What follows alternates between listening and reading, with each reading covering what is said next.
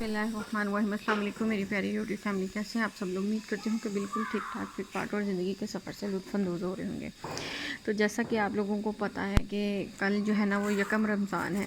تو آج میں نا آپ کو جلدی میں ایک ایسا وظیفہ بتا رہی ہوں جس کو آپ لوگوں نے جو ہے نا رمضان کا جب چاند نکل آئے گا اس کے بعد جو ہے نا آپ لوگوں نے لازمی اس کو پڑھنا ہے۔ تو یہاں پر بالکل بھی ٹائم نہیں ہے کہ ویڈیو کو ایڈٹ کیا جائے یا کچھ بھی کیا جائے۔ میں بالکل سادہ طریقے سے جو ہے نا وہ میں اس کو جو ہے نا وہ ریکارڈ کر رہی ہوں تاکہ میری کوئی بھی بہن یا بھائی جو ہے نا وہ یہ جو ہے نا وہ وقت اس کو مس نہ کر دے۔ تو میں بالکل ہی شارٹ مطلب کہ آپ لوگوں کو بتاؤں گی کہ آپ نے جب لوگ رمضان المبارک کا چاند نظر آ جانا ہے، اعلان ہو جانا ہے، تو آپ لوگوں نے جو ہے نا وہ چاند دیکھنے کے بعد سورہ فتح، سورہ ملک اور سورہ جو ہے وہ سورہ قدر تو پڑھنی ہی ہے۔ اس کا وظیفہ میرے خیال میں سب لوگوں کو پتہ ہوگا، لیکن اس کے علاوہ آپ نے جو ایک کام کرنا ہے وہ یہ ہے کہ آپ نے نا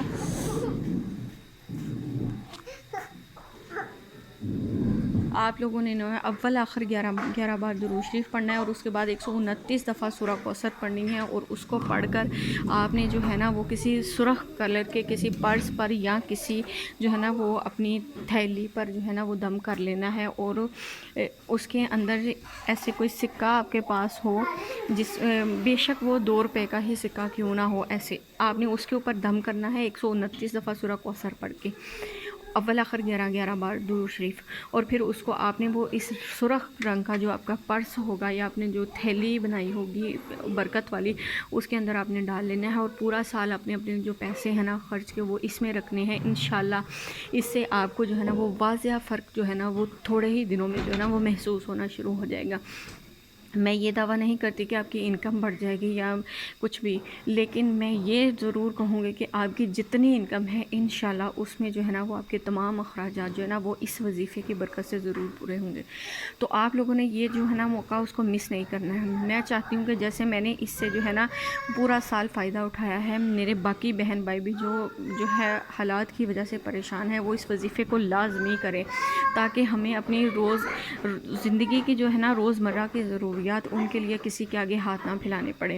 تو یہ تھی میری آج کی ویڈیو، امید کرتی ہوں کہ آپ لوگوں کو جو ہے نا پسند آئی ہوگی۔ اینڈ پر ایک اور ریکویسٹ کروں گی کہ خدا کے لیے آپ اس موقع کو گنوائیں مت۔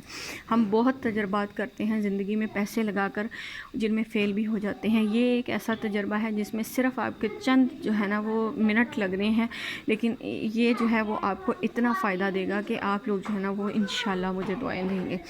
تو آپ سے یہی ریکویسٹ ہے کہ اس کو جو ہے نا وہ ایک تجربے کے طور پر لازمی کر کے دیکھیں، اور اگر آپ کو فائدہ ہو تو اس کو جو ہے نا وہ اگلے سال دوسروں کو بھی بتائیں، اور خود پر بھی جو ہے نا وہ اپنی پوری زندگی جو ہے نا عمل کریں، تاکہ آپ کو کسی کے سامنے جو ہے نا وہ ہاتھ نہ پھیلانا پڑے۔ اللہ پاک اپنے غیب سے جو ہے نا وہ آپ کی مدد کرتے رہیں۔